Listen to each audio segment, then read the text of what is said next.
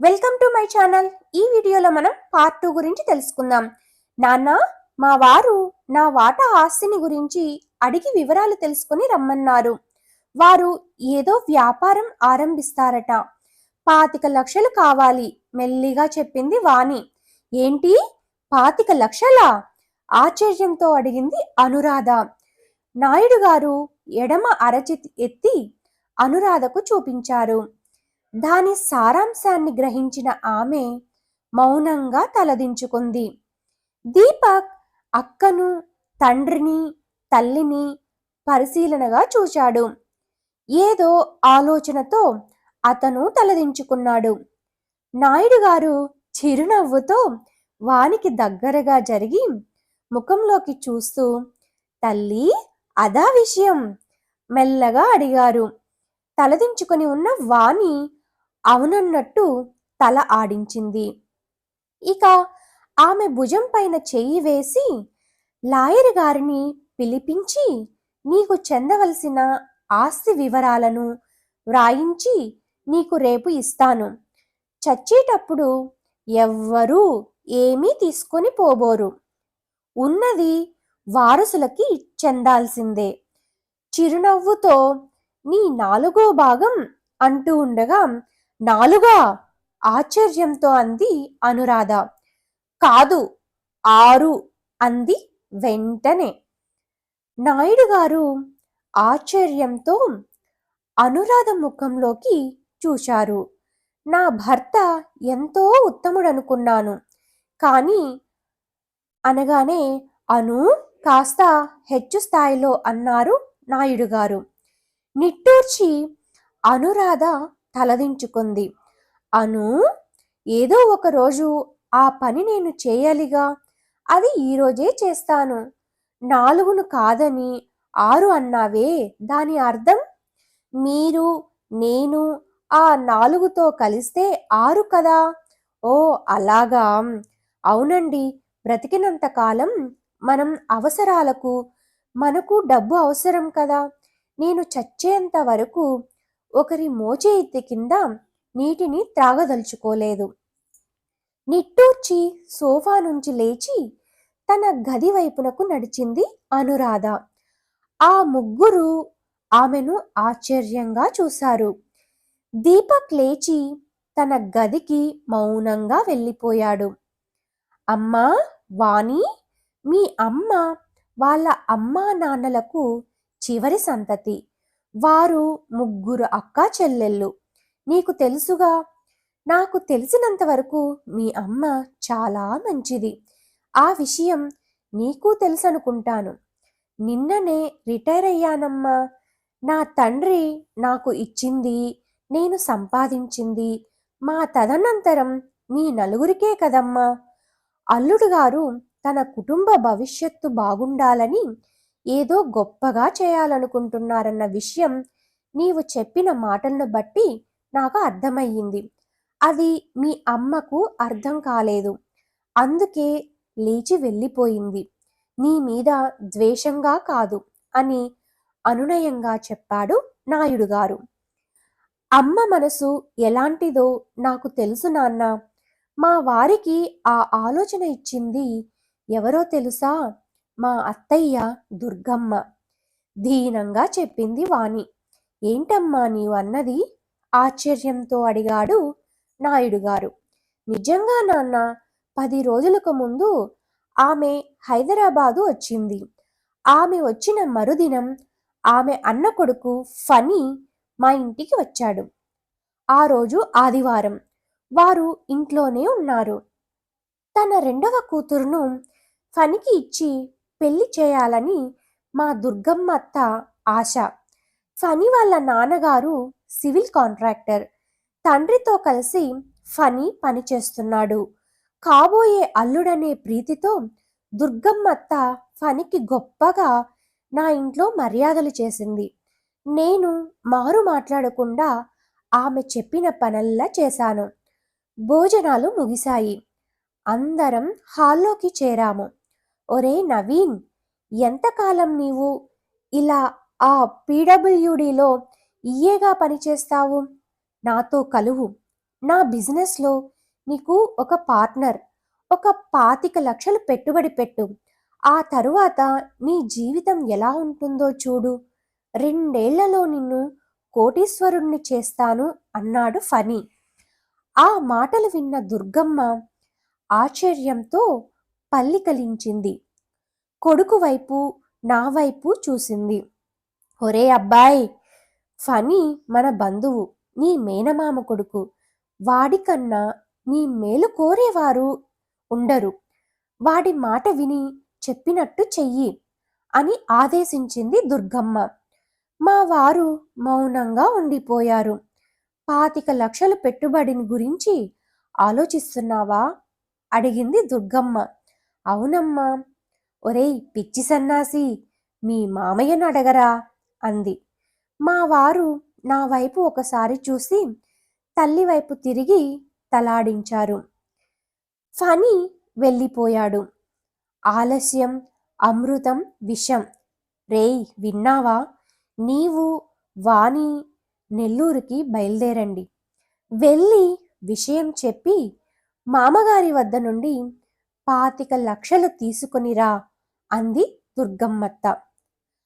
ఆ రాత్రి మా వారు, వాణి నేను రాను. నీవు వెళ్ళి మీ నాన్నగారితో నీ వాటాను పంచివ్వమని అడుగు. వారు మంచివారు, తప్పక ఇస్తారు.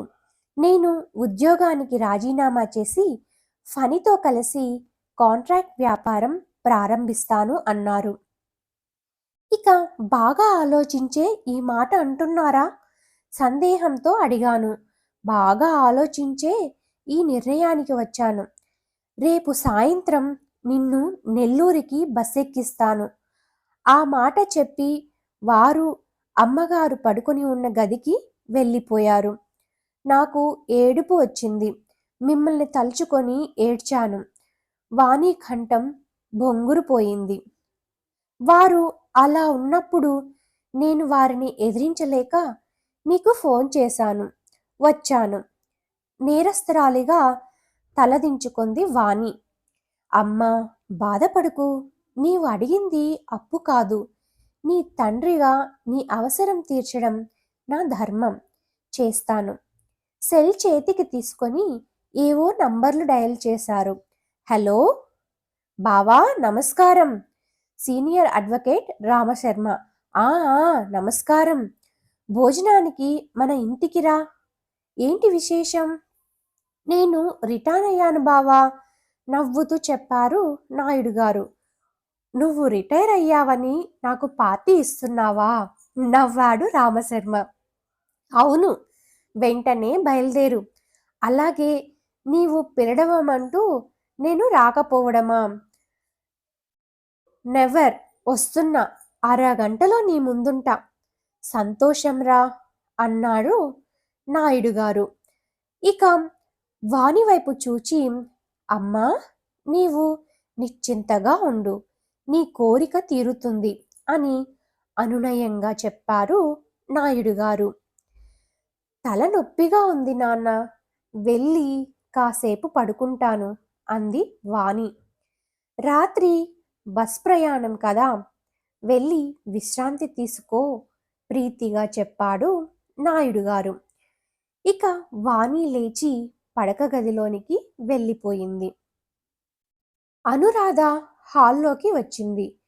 చిరునవ్వుతో అనురాధ ముఖంలోకి చూశారు నాయుడు గారు. తండ్రి కూతుళ్ళ చర్చ ముగిసిందా? ఆ. సారాంశం? రామశర్మను రమ్మన్నాను. వారెందుకు? వీలునామా రాసేదానికి. అంటే? అను, వాణి సమస్యల్లో ఉంది. తల్లిదండ్రులుగా మనం ఈ సమయంలో ఆమెకి సమస్యను తీర్చడం మన ధర్మం కదా. మీ భార్యనయ్యుండి కాదని ఎలాగలనగండి? నా నిర్ణయానికి నీకు అభ్యంతరం లేదా? లేదు. కొంతకాలం తర్వాత జరగవలసింది ఇప్పుడే జరగబోతోంది ముక్తసరిగా అంది అనురాధ. నాయుడు గారు, బయట నుంచి పిలుపు. ఆ ఇరువురు వరండాలోకి వచ్చారు. బలరామ శాస్త్రి, వారి పక్కన మరో వ్యక్తి ముకుందరావు. వరదరాజుల నాయుడు గారు నమస్కారం. బలరామ శాస్త్రి చేతులు జోడించారు. వారి ప్రక్కన ఉన్న ముకుందరావు గారు కూడా చిరునవ్వుతో చేతులు జోడించారు. నాయుడు గారు, ముకుందరావు గారికి ఒకే కుమార్తె, పేరు యామిని. ఆమె బీటెక్ ఫైనల్ ఇయర్ చదువుతూ ఉంది. వీరికి ఓ 25 కోట్ల ఆస్తి ఉంది. ఉండేది హైదరాబాదులోనే. కాలం కలిసి వచ్చిందిగా. ముందు దీపక్ పెళ్లి జరిపించి తర్వాత అమృత, భాస్కర్ల వివాహం చేయొచ్చు కదా. మీ అబ్బాయి ఉద్యోగం హైదరాబాదులోనే కాబట్టి ఈ వివాహం జరిగితే దీపక్కు అన్ని విధాలా బాగుంటుందని నా అభిప్రాయం. ఆలోచించండి అని మధ్యవర్తిగా బలరామ శాస్త్రి చెప్పారు. నాయుడు గారు సింహద్వారం వైపు చూశారు. అనురాధ ద్వారం పక్కనే ఉన్నదని వారికి తెలుసు. అనురాధ వరండాలోకి వచ్చింది. ఏమండి, విన్నావుగా వారి అభిప్రాయం?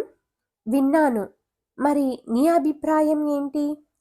ప్రశ్నించారు నాయుడు గారు. మన ఇరువురి అభిప్రాయం ఒకటే కదండి. దాన్ని మీరు వారికి చెప్పారుగా. ముకుందరావు, బలరామ శాస్త్రి అనురాధ ముఖంలోకి ఆశ్చర్యంగా చూశారు. కాసేపు వారి ముఖాలను చూసిన అనురాధ తలను ప్రక్కకు తిప్పుకొని లోనికి వెళ్ళిపోయింది. నాయుడు గారు దీపం ముఖంలోకి చూశారు. దీపక్, నీ అభిప్రాయం? అనునయంగా అడిగారు నాయుడు గారు. నీ ఇష్టం నాన్న అని దీపక్ లోనికి వెళ్ళిపోయాడు. ఇక ముకుందరావు గారు, విన్నారుగా నా కుటుంబ సభ్యుల అభిప్రాయం, చిరునవ్వుతో చెప్పారు నాయుడు గారు. వారి మాటల్లోని అర్థం ఇక మీరు వెళ్ళవచ్చని. కానీ ముకుందరావు ఆ విషయాన్ని అంత తేలిగ్గా వదిలే రకం కాదు. సార్, మీరు సరే అంటే నా యావదాస్తిని దీపక్ పేరున మీద రాస్తాను, ఇల్లరికం చేసుకుంటాను అన్నాడు సగర్వంగా. కుదరదు అంది అనురాధ లోనుంచి కాస్త హెచ్చు స్వరంతో. ముకుందరావు, బలరామ శాస్త్రి ఆశ్చర్యపోయారు. మీరు నా ఇంటికి వచ్చి మీ నిర్ణయాన్ని నాకు తెలియజేసినందుకు మీకు నా ధన్యవాదములు. కుర్చీ నుంచి లేచారు నాయుడు గారు. లాయర్ రామశర్మ వచ్చారు. వరదా, శుభోదయం నవ్వుతూ చెప్పాడు రామశర్మ. అతన్ని చూసి ముకుందరావు, బలరామ శాస్త్రి గారు కుర్చీలో నుంచి లేచారు. 10 రోజుల తర్వాత మీకు ఫోన్ చేస్తాను. మీ నిర్ణయాన్ని మార్చుకుంటే సంతోషిస్తాను. వస్తాను అన్నాడు ముకుందరావు. ఇక తలాడించాడు నాయుడు గారు. ముందు ముకుందరావు, వెనుక బలరామ శాస్త్రి వీధి వైపు నడిచారు. సో ఫ్రెండ్స్, ఇలాంటి మంచి మంచి తెలుగు కథల కోసం మా ఛానల్ని తప్పకుండా సబ్స్క్రైబ్ చేసుకోండి ప్లీజ్. ఇక మిత్రుడు రామశర్మకు వారు వచ్చిన విషయాన్ని గురించి, వాణి ఆకస్మిక రాక, ఆమె భర్త గారి కోరిక గురించి వివరంగా వివరించారు నాయుడు గారు. అంతా విన్న రామశర్మ, నా చెల్లెలు అను అన్నమాట ధర్మం. ఆస్తి 6 వాటాలుగానే చేయాలి. నా మాట వినువరదా అన్నాడు. Thanks for watching friends. ఈ వీడియో నచ్చినట్లయితే ప్లీజ్ లైక్ చేయండి. అలాగే మా ఛానల్ని సబ్స్క్రైబ్ చేసుకోకుంటే ప్లీజ్ సబ్స్క్రైబ్ చేసుకోండి. Thank you once again.